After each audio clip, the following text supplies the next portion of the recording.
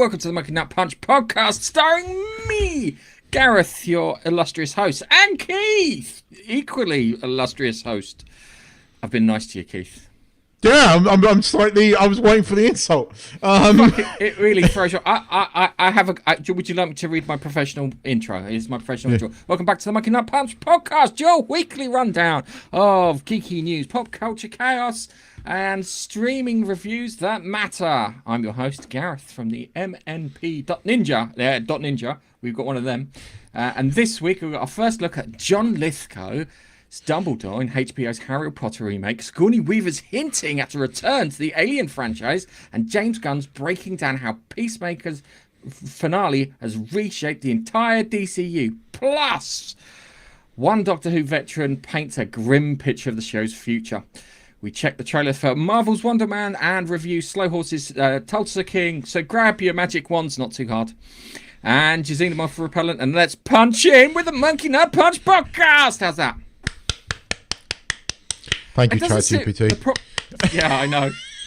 I gave it all the notes. And I went, write me a fucking intro. And it went, okay. And that's what it did. But it's, I'll be honest with you, it's learnt enough about my writing style and my personality to get closer to me, which is a good thing. It does have its uses. I can debate AI all day long, but it is good at that. I'll give it that. Yeah. And it does sound like you, which is pretty good. Unlike Apple Intelligence, that every time I get it to proofread, makes me sound more American. Oh my God. Apple Intelligence is thick as shit. I asked it to take me to our Keithley office. It couldn't do it. I asked Google to take me to the Keithley office. It was fine. Do you know, one interesting fact that's completely nothing to do with this, but you mentioned it, Google Maps. The one place that Apple Maps works better than Google Maps, apparently Hong Kong. I don't know, but Apple Maps apparently works better in Hong Kong. There you go. Yeah. Okay. Interesting fact for you. I do like ChatGPT's opinion of if Sheridan was in charge of Deep Space Nine, what would have happened? And it turns around and goes, the war would have been over sooner, but there would have been a hell of a lot more explosions.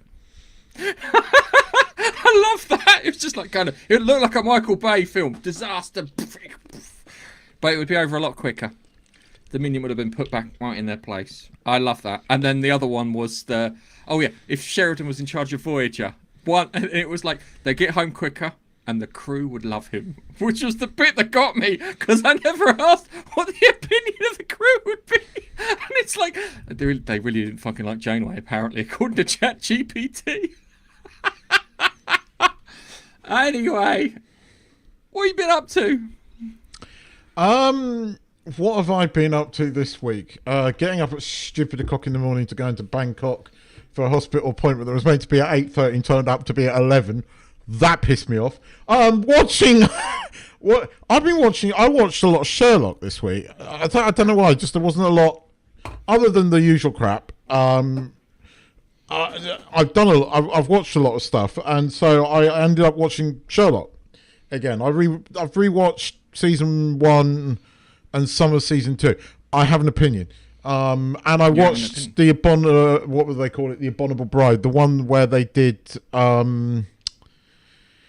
what do you call it? The one where it was the sort of not time travel, the one that they did in the like Victorian times, but it wasn't. It was his mind powers. Yeah. Interesting watching that again in today, because I caught up on Foundation. So right to the end of season 3. Wow, you've been a busy boy. So I did all of Foundation.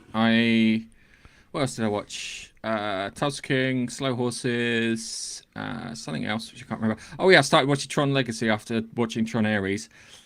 I have thoughts, and I will tell you the thoughts after. I want to hear them, because I've heard quite a lot of bad things, and I'm not sure that I buy it, but I want to hear your reaction. Yeah.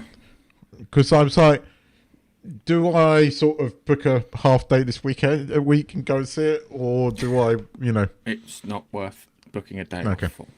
Well, no, I've got 30 days that I've got to use some. Oh, fuck it, then book the day off. Book the day off. If you got 30 days, book the fucking day off, man. Do that. Yeah. Have a big dump. Well, Yeah. Yeah. Anyway, I think we should get on with some news because that's what people are here for. They're here for the news, and then they usually fuck off when we start putting our opinions out there. But we'll get there. So, which one should I have? Oh, hang on a second. Say, hold up, wait a minute, something ain't. I've scrolled to the wrong page on my news. Give me a second. Where is it? In a milestone moment for the new Harry Potter series, John Lithgow has been photographed in full costume as Albus Dumbledore. Long white beard, flowing robes, half-moon spectacles, and all. This is the first public images of Lithgow on set, giving the fans a tangible glimpse of his transformation into Hogwarts' legendary headmaster. Fucking Hogmaster. The image confirms the production is well underway as they spark fresh conversations about casting continuity and the tone of this adaptation is building. So, hang on a second. So I've got this fucking advert for Netflix here. Let's actually look at the picture. There we go. Fuck off with the advert for Netflix. So they're going much more down the Richard Harris look, aren't they? Yeah, with the heavier robes.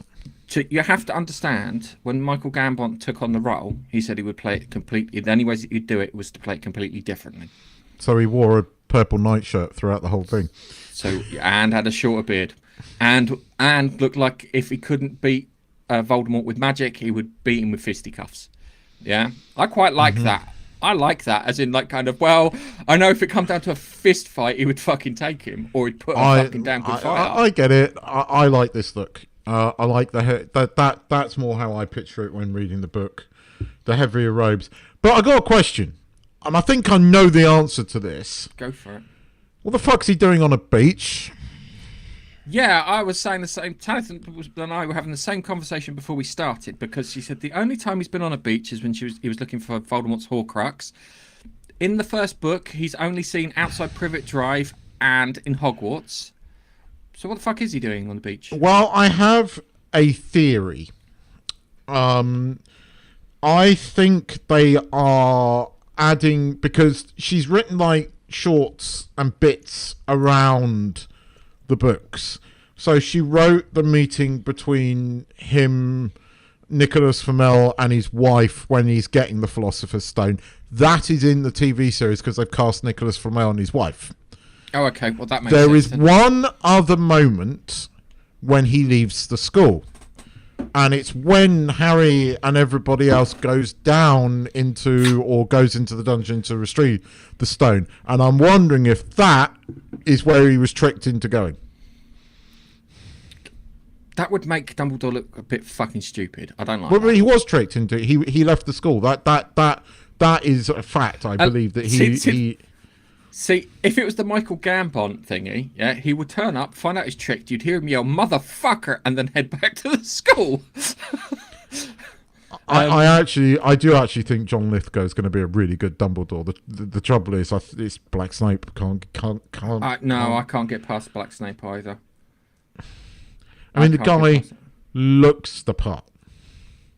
He looks great, but I think John Lithgow is going to have a similar amount of power behind in that voice. I do. I think having, I mean, to me, he has probably done one of the best on-screen adaptations of or what do you say? One of the best sort of portrayals of Winston Churchill. Churchill, yes.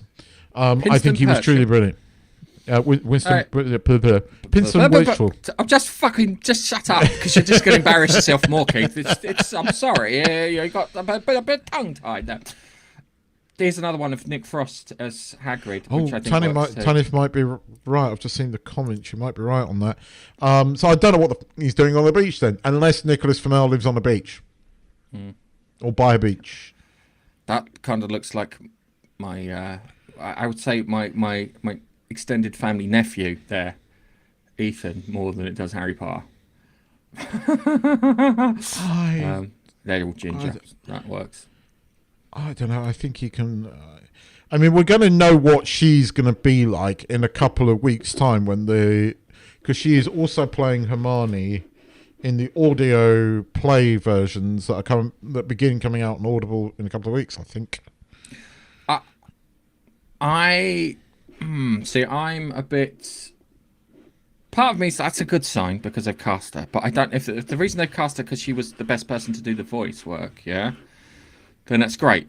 If it's casting her because it gets a bit of extra publicity, it's not so great. If that makes any sense. So that's what my brain's telling me. It says, oh, be careful. I'm gonna tune into it because Michelle Gomez as McGonagall kind of works for me. So Gomez is fucking awesome. So I might try the audio plays.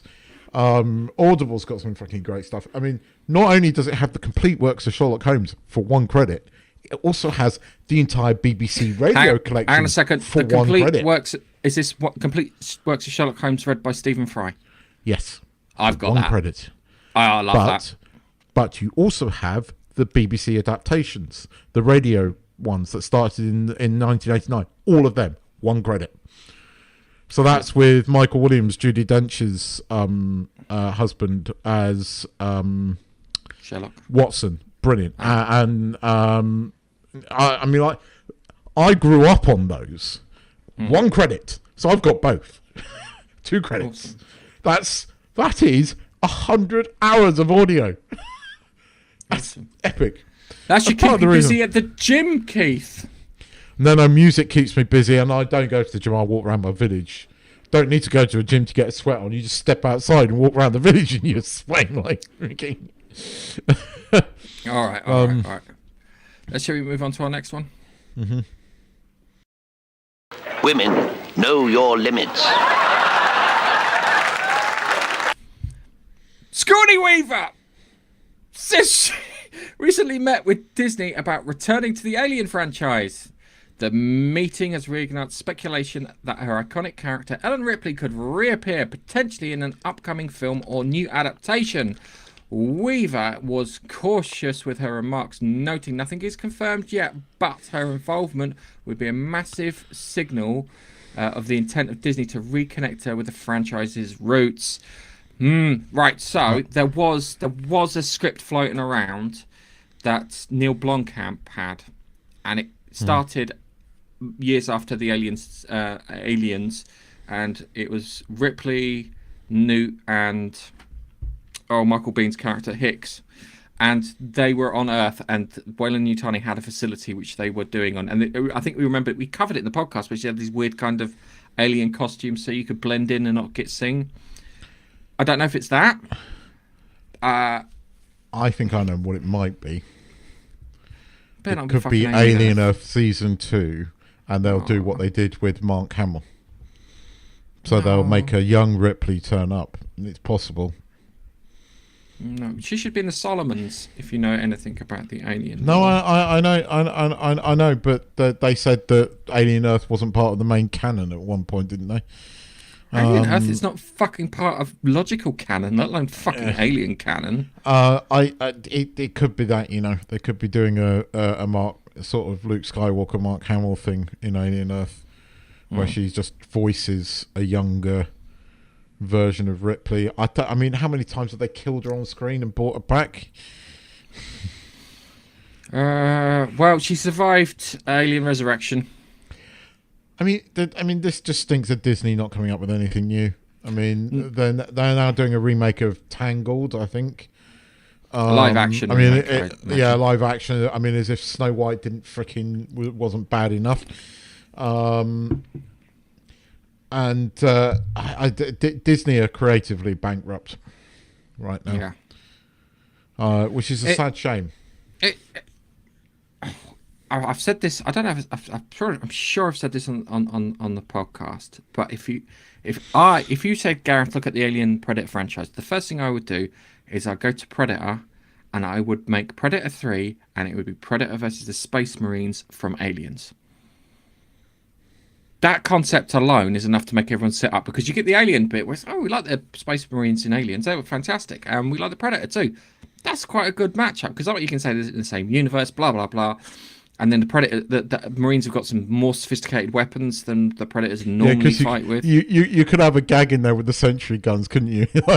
Yeah, we got the sentry guns out. The Predator just blows the shit out of it.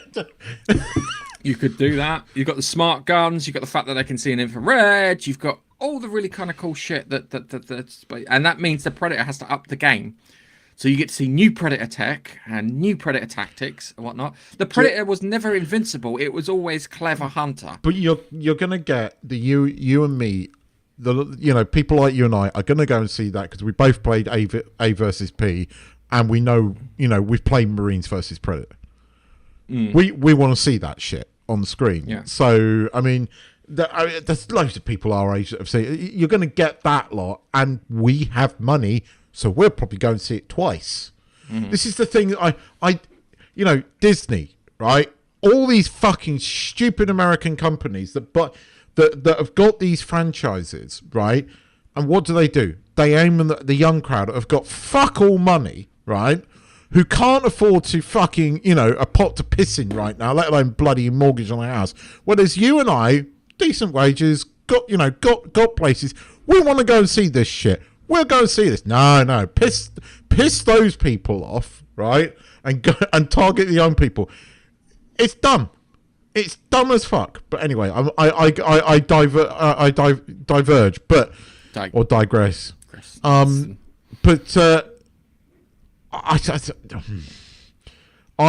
with you. I'd rather see a proper Predator 3 set, in the time of. The Alien, and get the Space Marines in. Yeah, that would be a cool movie. You could do that. There are other things that can be done too. I just find it because that movie you could end with the Alien turning up and just poning the fucking Predator. You could if you did it right, you could have it so that the Weyland-Yutani people, the Space Marines are there to pick something up, and the Predator stops them from picking it up, and they get there. And they unleash it. And it's a fucking xenomorph in a cage. Yeah? And they let it out. And it just fucking wrecks the Predator. And the Predator's like, I can't really do close quarters fighting with this thing. Because it spills fucking acid everywhere. There are things you can do. Predator Badlands. I saw a new trailer for that recently. So literally this morning, actually. At the cinema. I don't know if it's on YouTube. That might be interesting, depending on what they've done. The Predator, the little Predator I thought was a girl. It was actually a dude.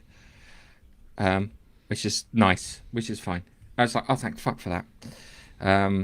Because Disney put a chick in it, make her gay is the fucking strategy for the company. Not a fucking joke from South Park. It's actually a strategy. But coming back to Sigourney Weaver reprising, I think... unless it's something really special. Unless Ridley Scott and Neil Blomkamp have sat down together and come up with something special, or James Cameron has come up with something special, I don't think it'll work. Given everything that we've seen from Disney, because I don't think they are capable of creating anything new. I really don't. I think because they need to clean ship. They need to get rid of Iger. He's got to go. The guy hasn't got a creative bone in his body, and all he's doing is he's just recycling. Disney haven't done anything new in years, right? They're recycling all their fucking classic cartoons into live action, and most of them are shit, right? Beauty and the Beast was okay before Emma Watson pissed everybody off. Now it's not watchable. All of these stars that you used in your live action that mostly have fucked you over. Disney are fucked, and I've been saying it for the last couple of years, and they are. They are losing. People don't love them anymore. People don't. They're not seen as a good company anymore. No, they're not seen as a good company, and it's annoying because most of the good stuff they've got is probably coming out from their acquisition of Fox and the stuff that was left over from Fox. Yeah. Example: Deadpool, Wolverine. Yeah. Deadpool Wolverine made $1 billion.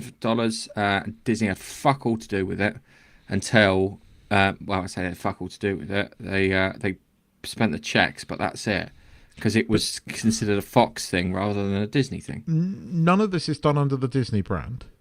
I mean, it's all done under. Okay, they own these companies, but it's not Disney. Disney in themselves.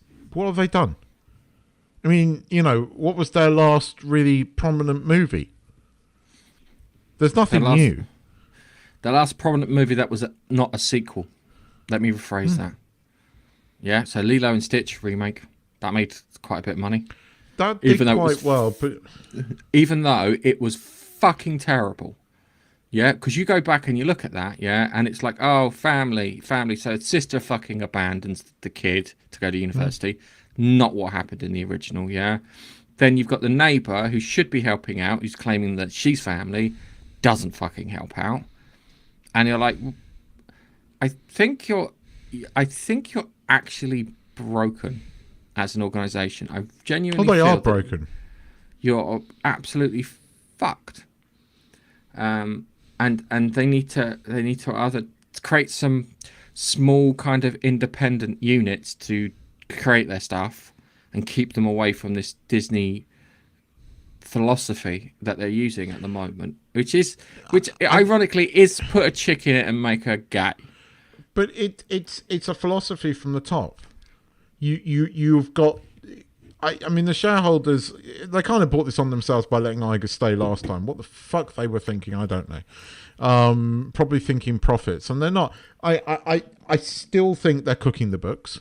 I don't see how they are a profitable company at the moment, because other than Lilo and Stitch, which did do quite well at the cinema, none of the Marvel films have performed as well as they wanted them to, regardless of what they say, and they cost a hell of a lot of money to make. Oh, right? That's the other thing too, is they do not plan anything really. That's a thing that really bothers me, because there's no... and say what you think about James Gunn. Yeah, James Gunn says we do not go into production until we have a full script. They started making Doomsday, and they don't have a finalised script. No. And they're going to spend an extra, $175 million just to fucking sort the shit out after the fact? That is wasteful. That is really wasteful. And then they go, oh, it didn't make any money. Why didn't it make any money? And it's like, kind of because it was shit. And it was shit from the outset because you never bothered trying. You bought into your own brand. And it sounds really odd. And do you know who's to blame for this? And you're going to go, really? Do you want to tell you who's to blame for this? Jon Favreau and Robert Downey Jr. from the very first Iron Man film. Because they didn't have a complete script and they were making up shit as they were going along. It drove Jeff Bridges nuts. You can find interviews where it goes, I know it did. Jeff Bridges nuts. And that's turned into their way, because they think that's the philosophy for getting things done. It doesn't work like that. Get your script, get your bits in place. It worked for Favreau. It did work for them. I mean, Iron Man. It worked. It worked for them because they're talented. They don't have. Yes. That's the chances of it working with the people that they've got employed. No, because you see, I don't rate the two directors. I know they happen to make one of your favourite Marvel films, but I'm beginning to think that it possibly wasn't them. It was the people they had around them. I still maintain that Endgame is a bad movie, right? And it did a lot of damage to the MCU. You know, people, I loved Endgame. No, you like Captain America going, Avengers Assemble. That's what you like, right? Look at the movie dispassionately. It's shit. It's a bad movie. It's badly laid out. It's badly formatted, and it fucks the rest of the Let me put my argument in place. If that was the end of the MCU, I think it's fine. But only if it's the end of the MCU. If the MCU stopped after that, it wouldn't be so much of an issue. But they decided to keep it going after that, and because of that, there are things there that don't make sense, aren't logically consistent, and things that I still think it would have been an anticlimax, because again, there are things in that movie that are a problem. In fact, there's quite a lot in that movie that's a problem, and it's not as good as Infinity War. It's not. No, it's not. And yes, okay, it has all those people on screen fighting at the end, and you know, as a geek, it's kind of awesome. But not does a whole movie that make. And that's the problem, and it's been the problem with the odd exception ever since. Yeah. So no, I don't hold out an awful lot of hope for Doomsday. But I mean, it'd still be cool to see cameos and other things, and of course I'm going to go and see it. But I'm not holding out a lot of hope for it because they haven't made a good movie. I mean, you know, that all that money they spent on that fucking supposed bloody spy series on Amazon, it was shit. You know, the movies that they've made since then, not great. True. That's why they're back making Marvel films, because everything they've done since has been shit. Anyway, what's next? Hang on a second. Put a chicken in and make a name again! Oh, talking shit. The Peacemaker Season 2 finale, titled Full Nelson, didn't close a chapter, it rebooted the game. Co-creator James Gunn revealed the episode has reshaped the DCU playing field, introducing a prison planet called Salvation, a new agency called Checkmate, I was going to say Chipmate then, and a cliffhanger which leaves Christmas Peacemaker stranded in alternate reality. What more, Gunn admits to pursuing a jaw-dropping Deadpool cameo? I never watched this. The final doesn't. It didn't the happen. final. It didn't happen. No. He did. Okay. The final doesn't promise a season 3, but it makes clear that Peacemaker's story is far from over. I had struggled watching Peacemaker season 2. It was just It's terrible. boring. That's the worst thing at a piece of entertainment. That's it is boring all the way through, and it's got me worried because, I mean, I know what you like about Superman, but again, I'm looking at this now, having watched this. I don't like what Gunn's doing, and I don't think he understands. He is not right for DC. He's not. I mean, I know that Superman 2 is going to be it's going to suck, and he's not going to undo the parents thing, and that bothers me. he's got plenty of time to undo it, Keith. He's not. Trust me. Watching this, he's not. Bradley Cooper as Zod would work. Think of Bradley Cooper as Zod. I think would you're work. right, but he's not going to do it. I honestly don't think he's going to do it. He's hell bent on making this. It's just too. There's no likable characters. It's a problem. Most of the good guys are not likable, right? And you know, Peacemaker season 1 was really fucking good. Peacemaker season 2 is boring at best, terrible in some cases, and there are things that just didn't follow through, like, you know, his brother. And he said that this might be the final season. So basically, he left that whole fucking string unturned again, and he did that in Superman. And season 2 was terrible. The season final, terrible. This wasn't even a patch on the original series. Like that first series, the music, the dance routine at the beginning, everything, it works. It works really well. Yeah. The only good thing about season 2, right, was that second to last episode where they're in the sort of Nazi world, and you know his best mate meets the other version of himself, and they're identical. That's the only thing that was watchable about this. The season final is terrible. Yeah. Did you know that John Cena did not know that the guy who plays Vigilante was English until they went to Comic-Con together and he spoke at the panel? Because he kept his American accent all the way through filming, and he thought he was fucking American until he got to the thing and he was like, "You're fucking British?" I like Vigilante. It was fucking great in that first season. He was such a character. The bit where it's like kind of he's, what do you call it? They need to take out the family of butterflies. Yeah, and he's like kind of, Peacemakers can't do it. He goes, "Give me the rifle! Give me the rifle! 1, 2, baby bear, psh, mama bear, psh, daddy bear, psh, brother bear, psh." And he's just so casual about the whole thing. and it's and I miss that because I did love that. That was great. But as I said, watch that first episode, and it was the best bit of that was when he went for the interview with the Justice Gang, and outside that, I can't fucking remember anything that happened apart from we went through a door and it's worse than that. As it goes through the episodes, it's worse than that. And by the season final, it didn't even feel like a season final. And then it ends, and I know why it ends the way it does. It's ending, and that's just boding for the movie. So Rick Flag Senior's teamed up with Lex and has got all of Lex's henchmen, and he's doing coke, and just being a general arsehole. Basically, newsflash, he's going to team up with Lex Luthor in the next movie because he's already sort of got all of Lex's guys there. And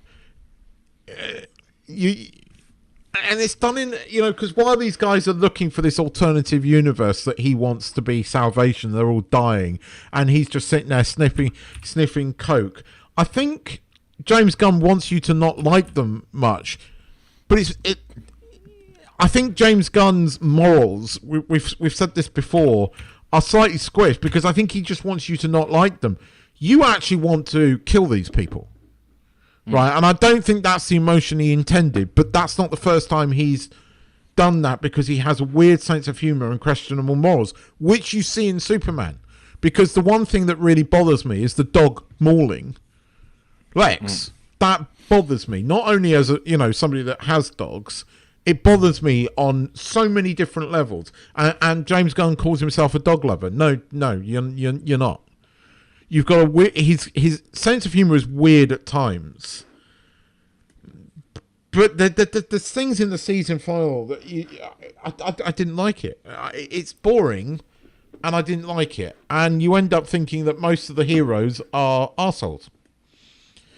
And Peacemaker is just a bit of a idiot, and you really don't understand why he likes the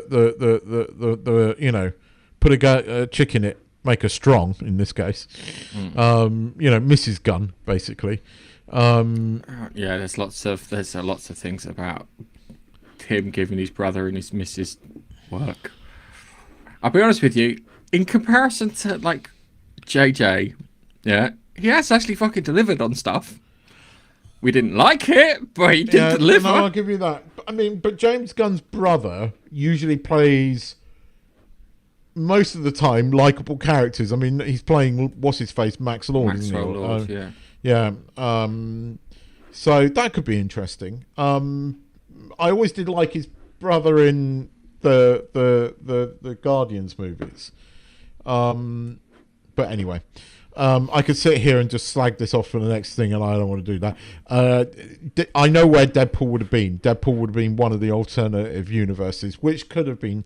Actually, that probably would have been the one funny fucking thing if they bumped into Deadpool. Yeah. Anyway. If what I would have done is I would have said Deadpool, but I would have had Ryan Reynolds Green Lantern. Because that would have worked. And Deadpool killing him. Yeah. Okay. All right. Let's move on to. Well.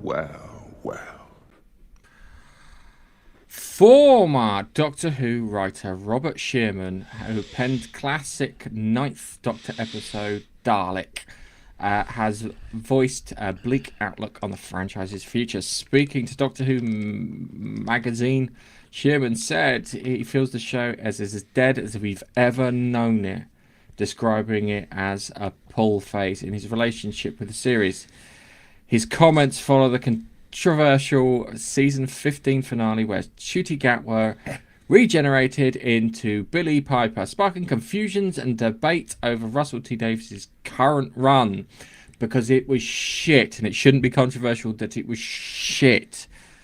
Before he would cater towards the regular kind of family demographic that would sit around and watch TV after dinner or before dinner, or the guy who's just heading out to the pub. But now we've got Twink Doctor. I think shit is actually giving it a compliment.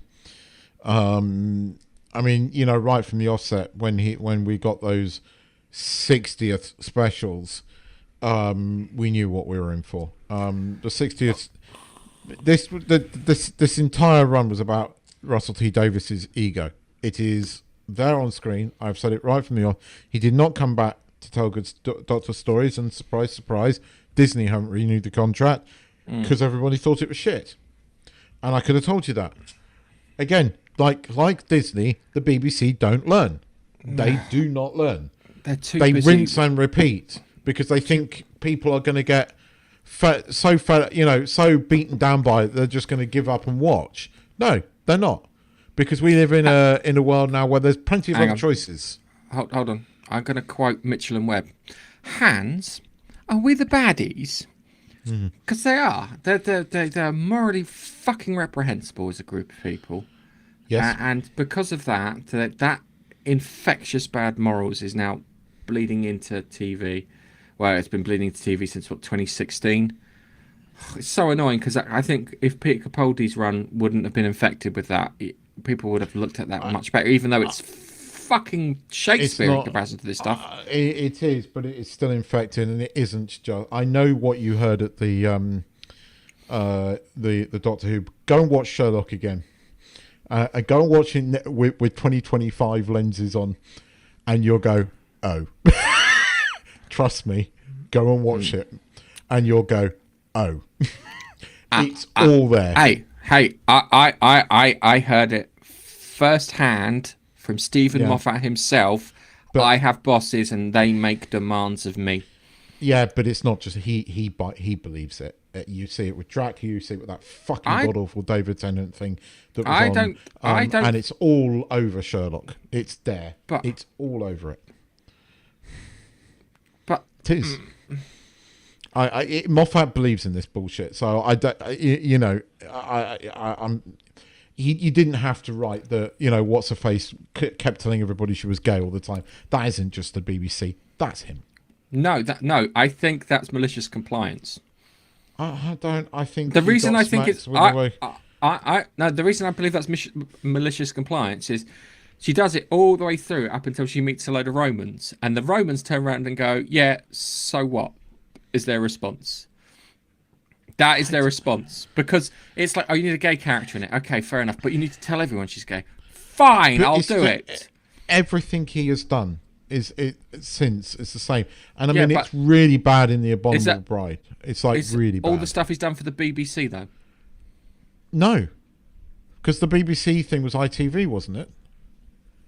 Not the BBC. The David Tennant thing was ITV, wasn't it? That was BBC.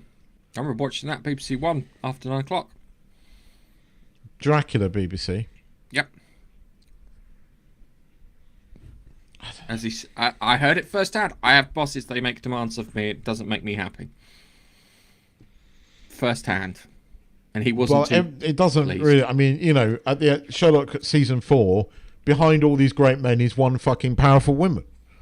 It's I didn't like that. What I would have done is I would have turned around and had Jared Harris be Moriarty, because that would have been funny considering he's already been Moriarty, and he would have been the Cambridge astronomer Moriarty, and that would have been his son, who he had groomed, and he'd taken over the family business for all intents and purposes, and he's had to retake the family business back from him because he's died. That would have worked. Season 1 and 2 are very clever. Season 3 starts going down the pan, and season 4 is terrible. Moriarty comes in way too early. Having watched it again, it's like, you played that card way too early. You should never have mentioned his name until right at the end of the first series. It was a last minute change. You know that. Yeah, don't you? and it yes, but it was a mistake. But I mean, how people do not see that the 60th anniversary specials still were, how people don't see that it wasn't a celebration of Doctor Who, it was just a celebration of Russell T Davies's greatest hits. By the way, and what I will say is that What's His Face's episodes, which were the best episodes. Chris Chibnall did a better 60th. Yes, than you're absolutely right. They were a celebration of all his greatest hits. And what's his face's, whose episodes were probably the best episodes in the Russell T Davies era, hands down, were never mentioned or even hinted at, except one really snidey comment. In one of the later seasons, and everyone's going, "Oh, that was a joke. That was a meta joke." No, that was Russell T Davies being an absolute bitch because his ego can't handle it. That's why he did a sequel to his greatest episode in whatever, I can't even remember what fucking season of who it was in. But he destroyed it. Chibnall fucked it over, but Russell T Davies it was all about his ego. Russell T Davies fucked the corpse. Necrophilia. The war between the land and the sea's on sometime soon, isn't it? Next year. Oh, thank fuck for that. Because part of me is like, I should really watch the first episode. Yeah. Yeah. It's... I love Doctor Who. I loved Doctor Who when I was a kid. I got pissed off that it got cancelled. I got pissed off that I had to go to Cub Scouts when it was showing on TV. I loved the Silver Nemesis, which is not one of the best ones. I loved Remembrance of the Daleks. The Bertie Bassett creature from the Happiness Patrol was the scariest fucking creature in Doctor Who ever. Because it insisted that you would be happy, and if it didn't, it would flay you alive and turn you into sweets. How terrifying is that for a fucking 7-year-old? Yeah? Again, Moffat did the most terrible, probably arguably one of the most terrifying monsters in modern Who with the Weeping Angels. And I remember the Bassett monster. I remember all... I remember Sylvester McCoy. I remember what's his face, Colin Baker. I even remember David Tennant's father-in-law briefly. I love Doctor Who. I like a lot of Russell T Davies's original run. I like a lot of Moffat's run. I hate Chimball's run. I really, and I never thought I would say this, I really hate Russell T Davies's second return, or his second going at it. It actually, and it pains me, but you're absolutely right. Jimballs did a better 60th. I mean, you had actually, as a fan of Doctor Who, the Sylvester McCoy bit with Ace was really cool. Like, you can look at that, just that one clip, and you can go, yeah, that was kind of cool. And it was. That takes me back. And even having Paul McGann in there. Yeah, he put Paul McGann in there, which was great. And it was like, okay, we didn't get like Matt Smith team up, we didn't get a Capaldi team up, we didn't get a Tennant team up, but we got the others in there. And that will do. Anyway, it's time to play the music because we haven't looked at We got one more. I did put one more story in. We did. What story did you put in? I put in the fact that there was an Andrew Garfield one there just for fun and games because I didn't have 5. I have not read the paragraph and rewritten the paragraph to. Okay. Shall I? Hold on. Wait, Keith. Right. So let me just put this in here, and let me have one of these. What? Yes. Andrew Garfield has stated he will not be appearing in Avengers Doomsday 2016 and Avengers Secret War 2027, but fans have already called his bluff whilst promoting his new film After the Hunt. In an interview with MTV, the actor remained coy and quizzical over his involvement. Laughing hysterically, Garfield told journalist Josh Horowitz, "This is a tell. What is that? You'll find out. Whatever my response is, it is exasperating. I don't know. We'll find out." Continuing to speak vaguely, a listener noticed that he loves the Spider-Man first movies and is up for a good time regardless. Oh, fuck me. Sorry. Yeah. I actually saw an interview with him, and he's doing exactly what he did when he denied that he was in Spider-Man 3. Worst kept secret, he's in Doomsday. And you know what? I'm fine with that. I know you don't like his Peter Parker, but his Spider-Man's great. Yeah, Spider-Man's great. And the actor loves the role. Yes. He absolutely loves the role, and he seems to be great with kids and fans alike, and I like that engagement. It's like Tom Hiddleston as Loki again had that kind of same energy with him. I'm not sure about Tobey Maguire. Tom Holland was really good in Edinburgh when filming. Like, he was really good. And I think he's good with I think he's quite good with the role as well. I think Garfield is genuinely a huge Spider-Man fan. So look, if they put Garfield in it, I don't mind seeing him again. I mean, the trouble is you probably see him for about 5 seconds, considering who the fuck is meant to be in the film. And you've got to at least have half of that film with Pedro Pascal in it, because yeah, because you're not sick of seeing fucking, unless it's Pedro Pascal dying eternally in a loop because Doc Doom hates him. I'd be up for that. Every 5 minutes, it cuts back to Pedro Pascal dying in a completely unique and horrifying way. I'd be so up for that. That's actually making me smile. I am kind of cautiously looking forward to Spider-Man 4. I like the fact that they are doing physical freaking swinging through the city. I mean, no matter how many social media videos I was looking at going, that kid is smiling under that mask. That kid is sitting there going, this is fucking awesome. Because, as a Spider-Man fan, we all want to be doing that shit. And he actually got to do it on a fucking rig through the streets of Edinburgh. It's kind of cool. For that alone, I want to see Spider-Man 4, because I'm looking forward to that. But I think Garfield, I think he is in it. I absolutely do believe he's in it.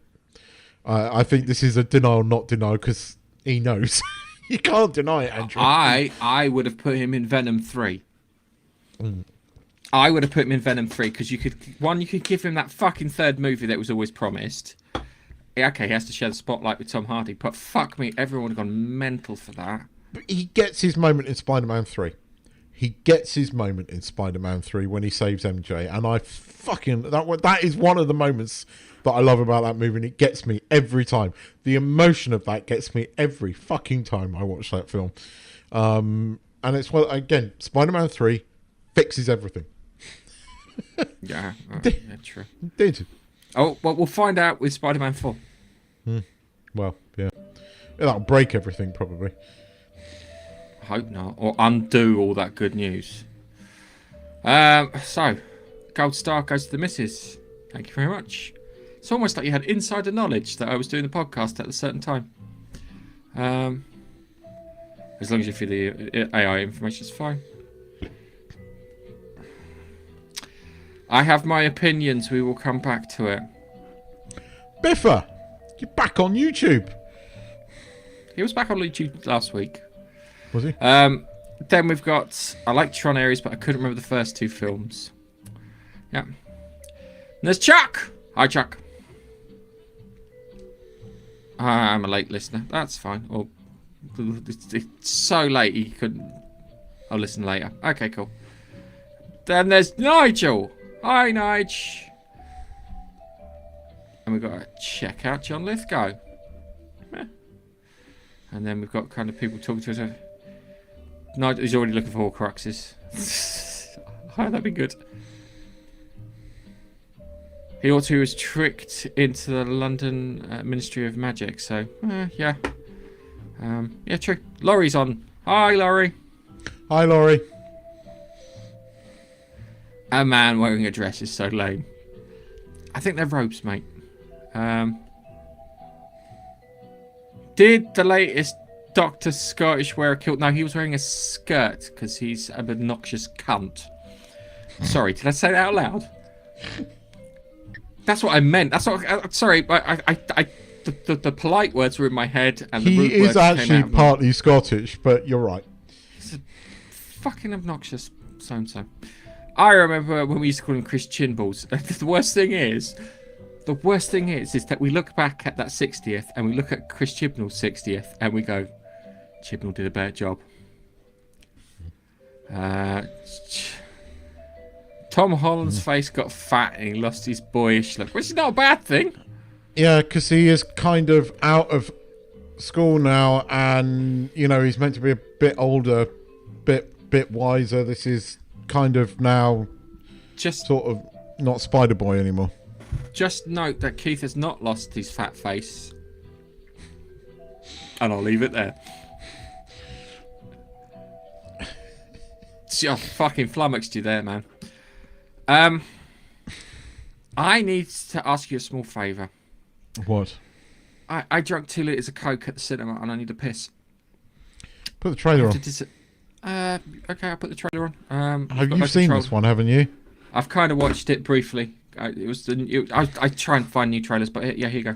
I have no idea what this is. Entertainment world is stunned today when internationally celebrated and reclusive filmmaker Von Kovac sprung out of retirement to sign on for a remake of Wonder Man. Mr. Von Kovac, could you tell us more? Everyone is tired of superheroes. There is an opportunity to reimagine That's the dude a in whole Superman genre that of plays the storytelling. leader Have of you thought about casting?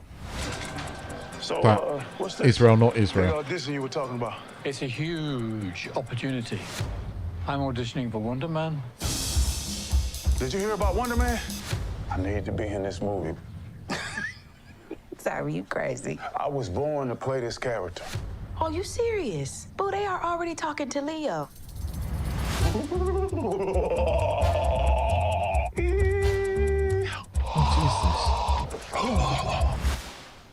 You just gotta go out there and crush it.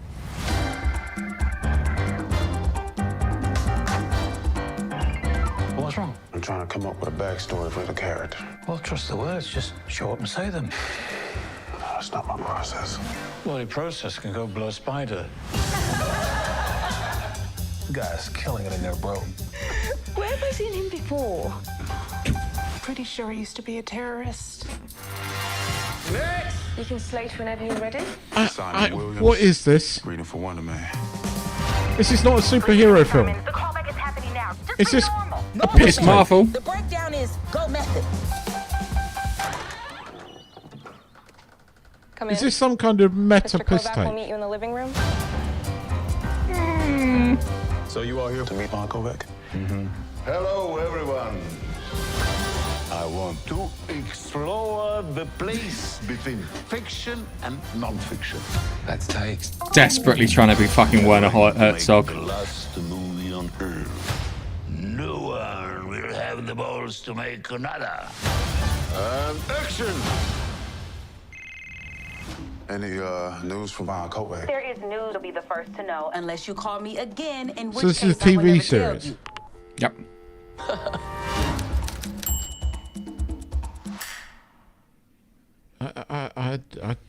What? Tron R. Is it a meta film set in the MCU? Yeah, I think it is. Yeah, I think it is. I'm you know, it's one of those ones where it's like kind of why? Sort of thing. But why? Why? Yeah.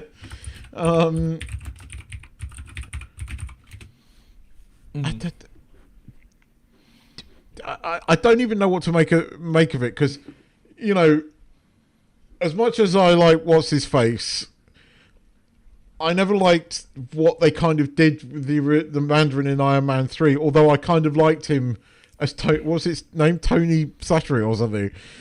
Yeah, Tony Slattery. I can't remember what his name was. It was something like from Croydon, right? And as much as I didn't like what they did in Iron Man 3, I did find that funny. But a meta TV, and again, you know, the casting, it just looked full of people that I hate. And if it's a meta thing, you know, where do I know him from? Oh, I thought he was some kind of terrorist. And the thing is, that's not far from the way those people actually are. Anyway, let's before we talk about nice things, No. Shall we just do a little bit more self-flagellation and put on the next trailer? What's the next trailer? Where'd you put the next trailer? Ah, there it is. Sorry, it just shows up as a YouTube link. Send him show notes going, this is a trailer. Let's put ourselves through some pain. This is going to be so much. Fuck no! Yeah, we got to do it. I hate it, right? So when you put a link in for a YouTube video in WhatsApp, it usually gives you a preview, yeah? So there's Wonder Man trailer and a little thing, yeah? I know, I don't know why it does. Yeah, I don't know why this one hasn't. But I know one thing. Oh, Keith, I'm going to fucking murder you after this. I did say self-flagellation. I did say self-flagellation. I was not painting that this was going to be any good. Jeez, come on, Louise, with fucking... Come on. We owe it. We owe it to the fans. Oh my word! What the? Here we go. Okay, here we go. Right, I've had enough. What's that one? Right there. Right there. One day, when we have our own ship, we are going to go visit. First, that's right. Bye-bye, Mommy. I love you! I'm so sorry. You hold on to how much you hate me right now, kid. It'll keep you warm at night. So Star Trek. Yeah, Star Trek. The hopeful vision of the future where we don't do that anymore, and then we've got Captain fucking Useless, Admiral Useless. Sorry, but they've spent all the money on one set because they blatantly used. Carry on a minute, because they blatantly reused Strange New World sets, like blatantly. Every single day for the last 15 years. Come with me to Starfleet Academy. The Federation. I'll help you find your mother. hang on. Can I just point at the irony of a black kid being raised by a single parent? Just saying. Do you? This is a fucking stereotype thing. Why don't you break the mold somewhere? Raised by his something. Bing is taking us to the school? That is the school. What is that? It's a really shit fucking starship. Being a cadet in Starfleet Academy means being open to the people around you. Hey, T's back! She's lost weight. She's lost weight. She has lost weight because she was like season 2. She was she could have fucking orbited a planet. But she ran rings round all the men, mate. Even as you know. As I stated in that episode of Discovery, they needed the guy to turn around and goes, pat her on the back and goes, "It's 5 laps, not 1," because that would have worked. I say sometimes I feel invisible, but mostly awkward. Go. Let's go. Show me you're worthy of this. Oh, for fuck's sake! Dominion soldiers are sexless, yeah, and they present as male because they're the most fucking. Sorry, Gemma Dark soldiers. I want to be captain. I need to be captain. My family, there you go. That's a rehash of the Strange New Worlds bridge. A warrior does not let a friend face danger alone. He sounds like retarded Worf. Yes, he does. He doesn't. His delivery of his lines is like, "Yeah, I want to sound. I want you. Hey, can you deliver your lines like a man who's just recently suffered concussion?" He also looks like a black man. I've spent my whole life getting. I always thought the Klingons were quite cool. I always saw them as black space Vikings. Does that make sense? Yes. And they were cool. Especially the fucking bird of prey. I love that ship. Stuff, letting someone in. It's hard. If I lose control, I can hurt people. There we are. That's the same as everyone.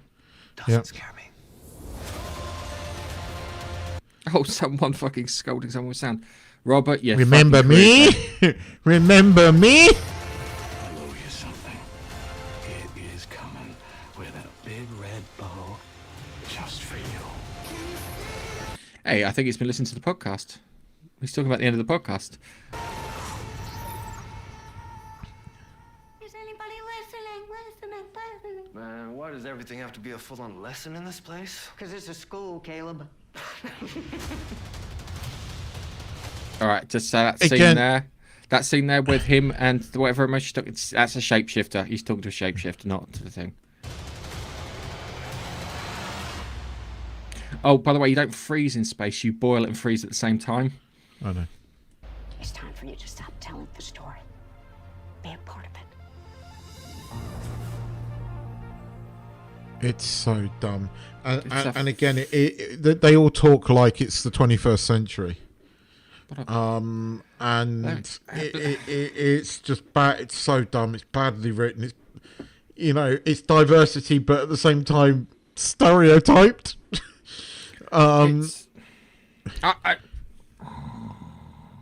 Yeah.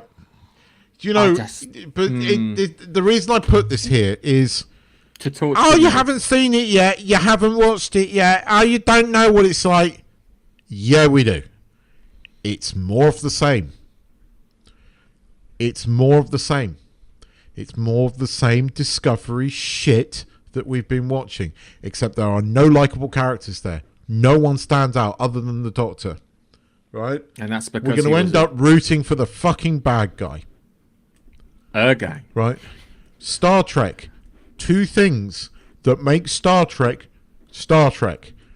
Good ship porn. Likeable characters. Discovery. None of that. Right? Not Star Trek. Right? None of that. It's, Deep Space Nine, first 3 seasons, not a lot of ship porn, but likeable, interesting characters made you watch it. Right? And then they decided we need to get those fans that are still sort of on the thing in. So they made one of the coolest ships in Star Trek ever, and lots of people went like that, right? Didn't do that in Discovery. Strange New Worlds still doesn't understand. The only fucking series that understood ship porn, Terry Matalis. I hate you so much for making me watch that. I was trying to think of a reason that I was trying to think about it, and then I thought, why the fuck did you inflict that shit on me? That's what I really came up there. But that's for all the introductions that are like less than stellar. He's genuinely annoyed. It's bad. It's bad. Yeah, it's bad. I do not understand how people are going, I'm excited for this. What? This isn't Star Trek. Go on. I could promise you a venereal disease on the 14th, and you'd probably be more excited and more grateful for that. Probably. I'm gonna get videos of my last 2 colonoscopies. That would be more fun. That'd be great on Paramount Plus. Better trailer. Get more views. I could see it now. Is he gonna take any kind of pain medication to manage this, or is he gonna go without? Yeah. And I put the tension around that, and then it's like, what will they find? Will they find anything kind of medically horrible with him? Will it be fine, or will he find the lost city of gold? Yeah, that's how I do it. Trust me, I have made a better trailer in your head from my colonoscopy just through those conversations than that fucking trailer there. Yeah, it's terrible. It is. I mean, the first trailer was bad enough. This just confirms everything that we've been saying. And again, it's all these Discovery fans going, I'm so excited for this. Good for you. Go and watch it. It's not Star Trek. It's not Star Trek. You can put a Star Trek badge on it, but it's not Star Trek. Because there was a language in Star Trek. There was there were things that were different about every show, but there were things that remained the same. Good characters, shit porn. Yeah. It's. So we talk about Tron Ares. I've got feelings about it. Tell me. Hit me. How bad? It's clearly made by Disney. So what, did they put a chicken in it and make a gay? Right, so the worst thing is I was watching it, and and they have put a diverse woman in it. They didn't make her gay. She probably was gay, but they cut it out. Who took over from on Encom. So instead of having... Right. Do you remember David Werner's character in the first Tron? Dillinger something. God, yes. He was the control dude, yeah? It's his grandson, yeah? He's he's in charge of Encom, and his mum is Gillian Anderson. I really like those two characters. They were entertaining. They were interesting, yeah? Then you got Tron Ares, and I don't like Jared Leto. I really don't like Jared Leto. I look at him. My missus, she was fine with him. My son wasn't fine with him. And it forgot all of Tron Legacy. Or wrote it out, exception with a bit at the beginning, where they turn around and goes, oh, Sam has left the company, and a bit at the end. And I looked at the story and I went, could you have put Sam in this story and would it have made it better? And the answer was yes. But they didn't. They put a diverse chick in it, and she probably was gay. Yeah, and they had all the Encom people were, and this is so fucking Disney, not white. And the Dillinger Company, which are the bad guys, they were all white.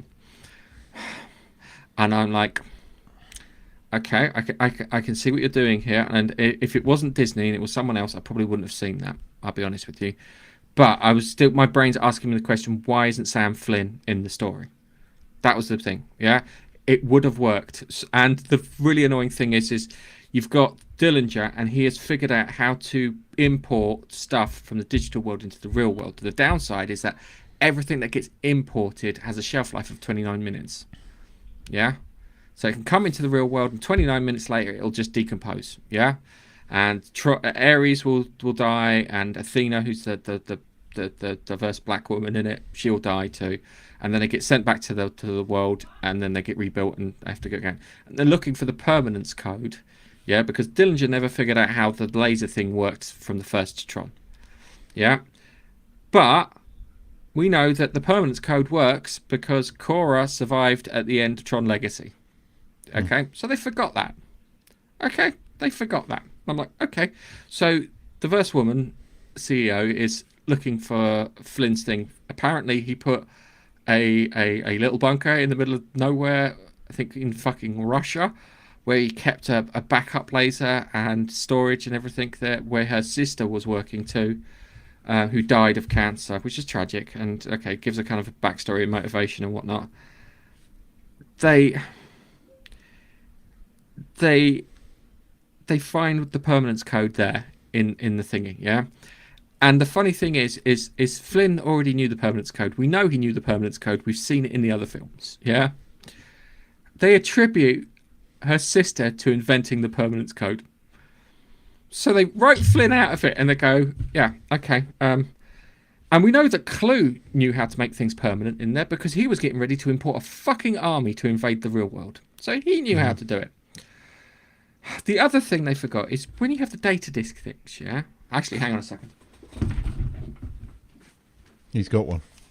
When you have the data disk things, yeah? The data disk things copy your entire memories on it. And I watched Tron Legacy after just to check this, because there's a bit where Sam gets his data disk, it uploads everything onto the data disk, and then Clue picks it up and he looks at it and goes, that's interesting. Yeah, looks like you've been wasting your time. It's like, that's not fucking way for a dad to talk to his son, because it's not your fucking dad, mate. Joking there, but and they've got a bit where it's like, oh, we need to extract the information from her, and it's like, well, use a data disk. No, we need to kill her or de-res her in order to do it, yeah? And I'm like, this exists, and it was in the first film and in the second film, and you fucking forgot that. So there's a key fucking plot point that was missing from it, yeah? Then they go back to the Tron world at one point. So they create this Ares avatar in the real world who's got a 29-minute shelf life, powered by Jared Leto's ego, and he joins the he works for Dillinger, and he's get told to hunt down what's a machine and get the permanence code so they can do it. I understand Dillinger not knowing, yeah. Encom, no. They've got all of Flynn's stuff. They've got access to Flynn's arcade. They've got access to Flynn's fucking laser. It's there. Sam Flynn made it fucking work. Yeah? Cora made it work. But you chose to ignore that, so you've now put this other fucking thing in here. So, and there was a great bit in it where they send the Ares and all these programs into NCOM servers to attack them, and they show it as a fight between them. That I liked. I liked that. I was expecting more stuff like that, yeah?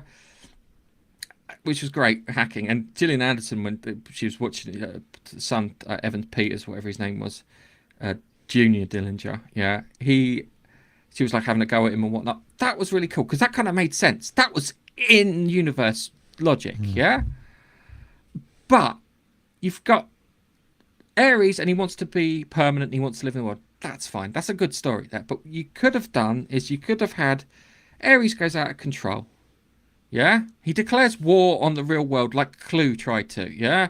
He succeeded where Clue couldn't declare war in the real world, yeah?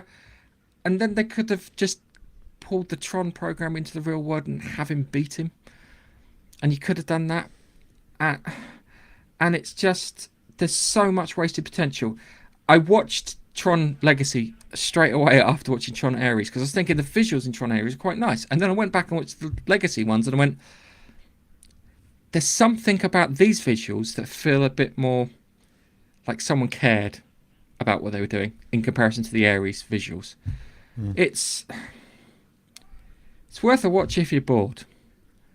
But I was so annoyed that they threw away all the Tron Legacy thing because they could have had Sam Flynn in it. They could have had Sam Flynn with Ares who wanted to be in the real world, and he could tell him, guys, I've got access to the permanence code, and you could have had Dillinger doing everything he could to stop Ares getting the permanence code, yeah, which would have worked. And you could have had them maybe jumping from server to server to server. That would have been interesting too. So why is Jeff Bridges in it then?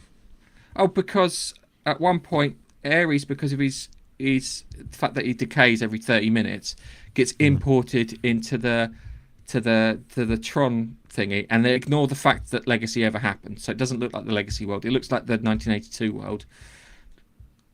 He doesn't know anything about ISOs. He doesn't know anything about Sam going into the world. This is Flynn's character, Kevin Flynn, yeah? Doesn't know anything about that. And he talks to Ares, and Ares says he likes Depeche Mode, which is fine. They're not bad, Depeche Mode. And it doesn't make any fucking sense.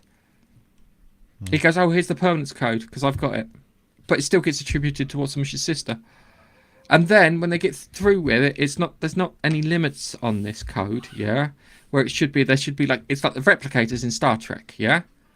You've got to pump in a shit ton of energy, and you're only going to be doing that if you've got a fucking warp core of some sorts to do it with. Yeah? And it's just... There's so much wasted potential in there. And the worst thing is it looked like they put in some extra bits in there. And as I said before, you could have done so much more with it. The bit where the recognizer turns up in the city didn't make any sense, yeah? Didn't make any sense because the recognizer exists in Flynn's world and the recognizer is from Tron Legacy, but the Legacy world that Athena got exposed to wasn't that one. So she built a recognizer in the real world that only lasts 30 minutes, yeah? And then there's the other bit too where in Tron Legacy and in Tron, if you fall down somewhere and it's enough to kill you, you de-res, yeah? You shatter into all those blocks. Remember that? Mm-hmm. Yeah, so like during the light cycle race and all these things, there's a bit where Athena falls down this hole and she should shatter into blocks, yeah? And the author should shatter into blocks and then they rebuild another one and send the other one out and just keep doing that until everything happens. No, that doesn't happen. I'm not a fucking happy bunny. The more I think about it, the more it winds me up. It really does. That you did the thing that we always hate. You forgot this. You did not respect the source material. That's what it comes down to. Yeah. 9 Inch Nails soundtrack in comparison to the Daft Punk one from Legacy is shit.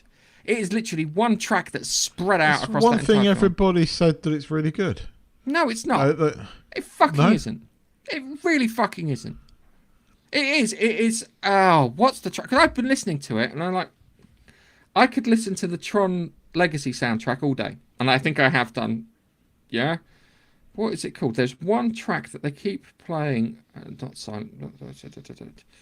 Like songs. Here we go. So it's... Where is it? Where is it? Where is it on my list? As Live as You Need Me to Be. Yeah? And it's literally that tune spread out over the entire film. There is not much distinct music apart from that track. It's weird because you listen to it and you can feel it trying to start and it doesn't start. And it does it all the way through until it gets to the final titles. See, look, this is... Right, so I give this a 3 out of 10. Tanner thought it was fine. And I said the Depeche Mode's fine. Jared Leto liking Depeche Mode is not fine.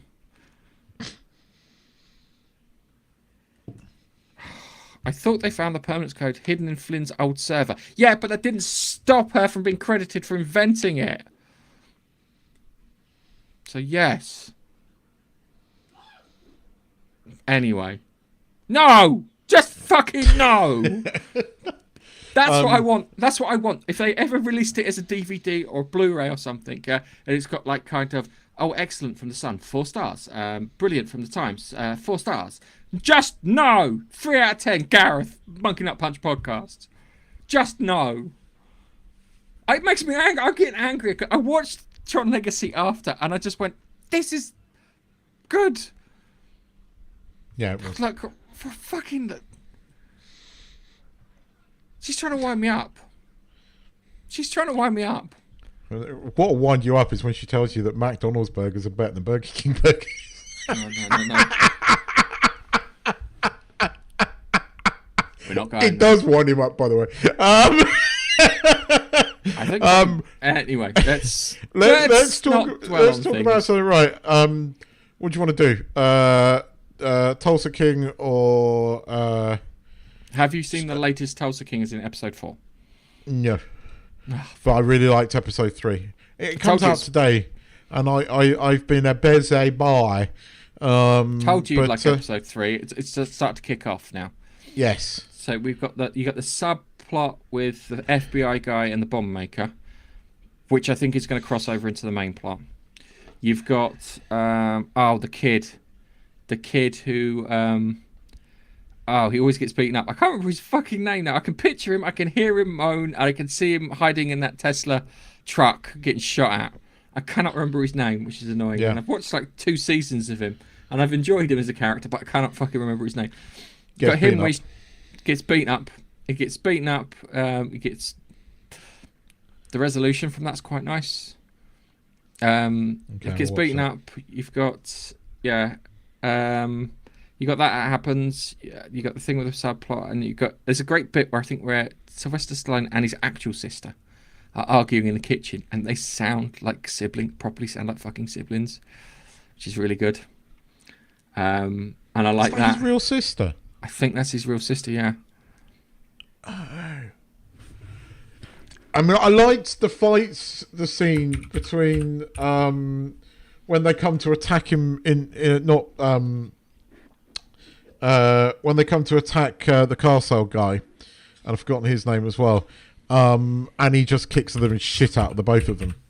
I did like that, and I like the bits where you've got the two sort of, you got like Sylvester Stallone squaring off against what's his name, Patrick something.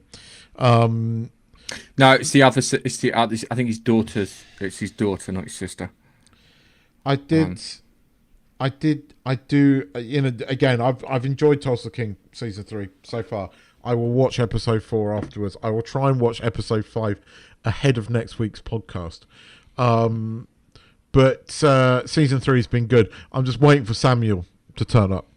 Yeah, he doesn't turn up in this episode. I'm sorry to say. I know. But I'm waiting it. Just see Tony's comment. Nigel, it's a joke. It's a joke.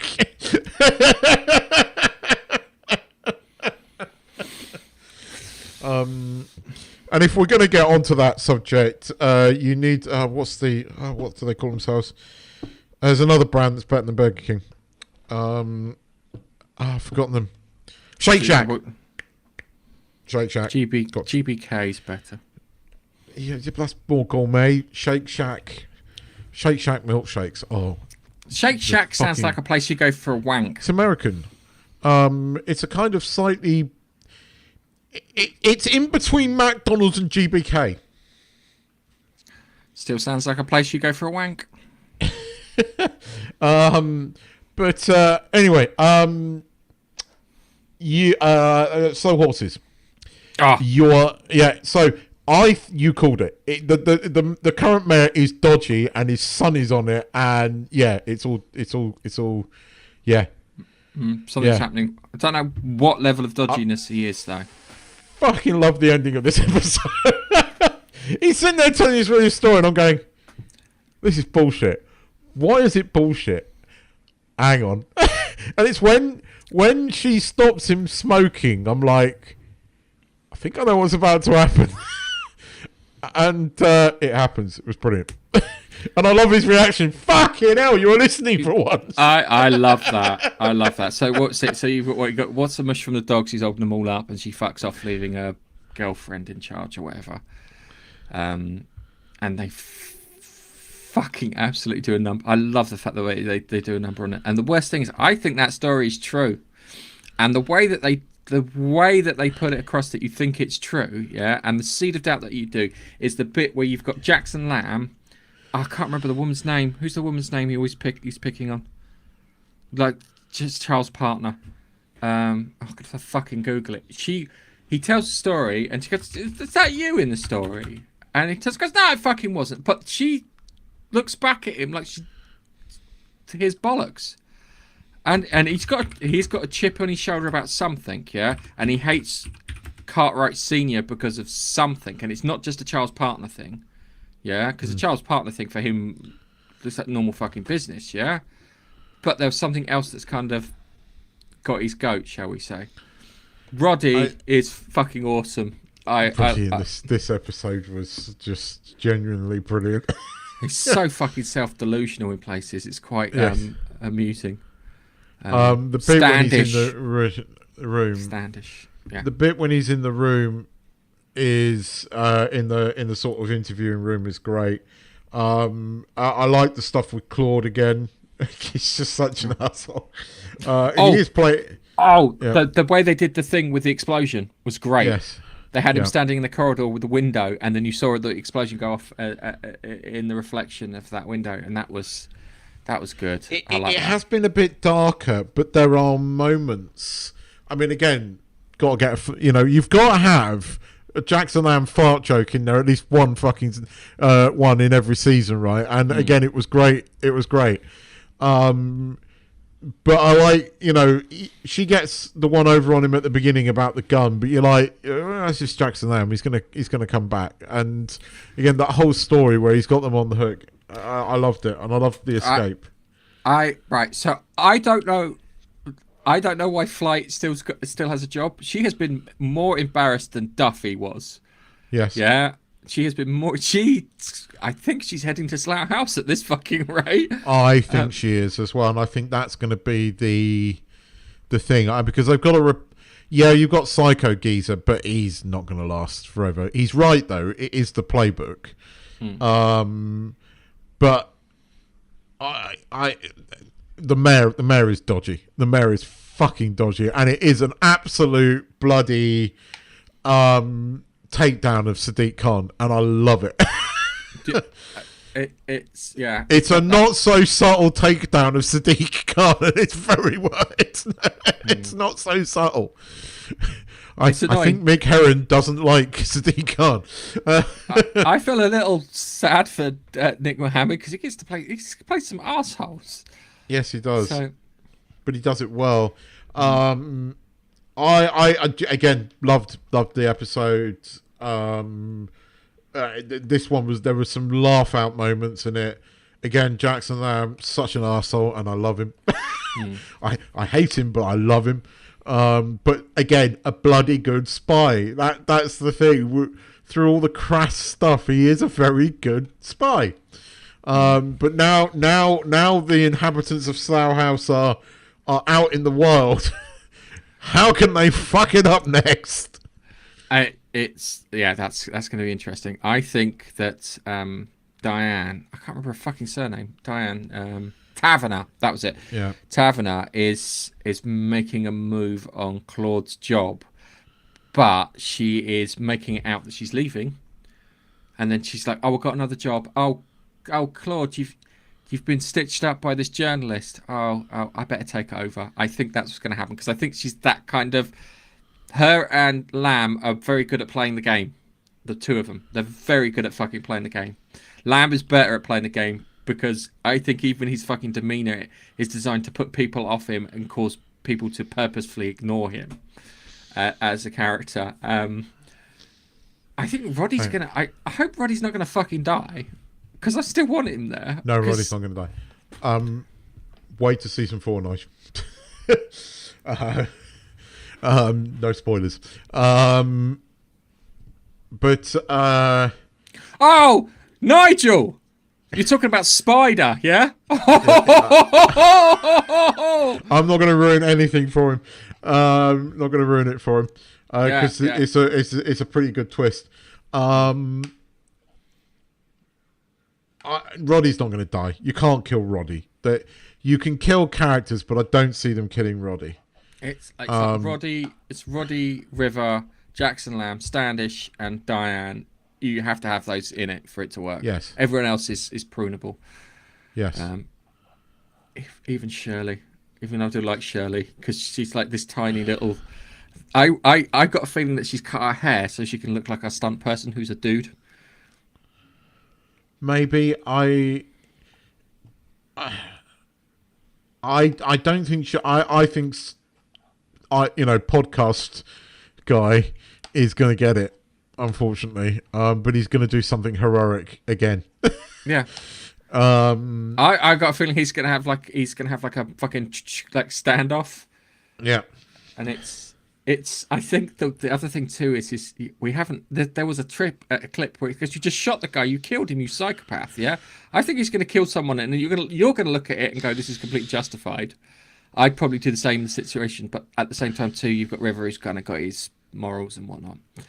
I do like James Callis as Claude. He is such a smarmy politician prick, and I feel sorry for the actor because he is. I bet you anyone he's a really nice guy to work with, and that's why he keeps getting. But you're on his. But the funny thing was, you're on his side when he goes and meets the mayoral candidate, because the wife and the other one, they're more asshole than him. Yeah.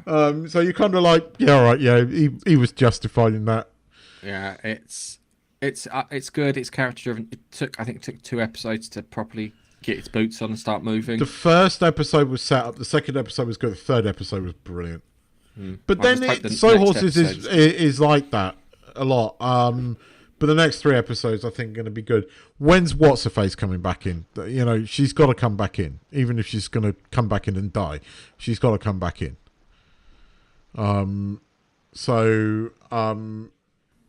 Because I don't think she's gone. I don't know. I'm expecting her back.